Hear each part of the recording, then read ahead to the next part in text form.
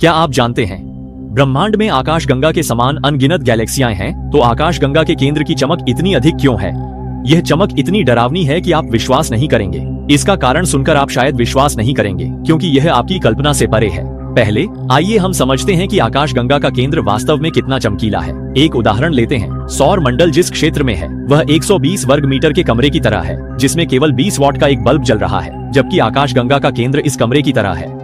इस 14 लाख से 40 लाख वाट के बल्ब की चमक न केवल लोगों की आंखों को चकाचौंध कर देगी, बल्कि लोगों को भून भी देगी। सोचिए, अगर पृथ्वी आकाशगंगा के केंद्र में होती तो क्या होता? तो आखिर क्या कारण है कि आकाशगंगा का केंद्र इतना चमकीला है? असल में कारण बहुत सरल है, क्योंकि आकाशगंगा के केंद्र में अनगिनत तारे हैं। कितने? मैं एक उदाहरण देता हूँ। हर घन प्रकाश वर्ष में 357,000 तारे हैं। यह क्या अवधारणा है? आपको पता होना चाहिए कि सौर मंडल की त्रिज्या एक प्रकाश वर्ष है। अगर आकाशगंगा के केंद्र में समान घनत्व वाले तारों की संख्या को सौर मंडल में रखा जाए, तो इसका मतलब होगा कि एक सौर मंडल में 14 लाख तारे होंगे। तो आप बताइए, यह कितना चमकीला होगा?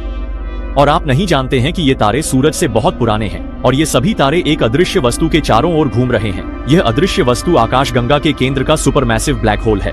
वैज्ञानिकों का अनुमान है कि आकाशगंगा के केंद्र का ब्लैक होल का द्रव्यमान लगभग सूरज के 4 मिलियन गुना है। सूरज के 4 मिलियन गुना।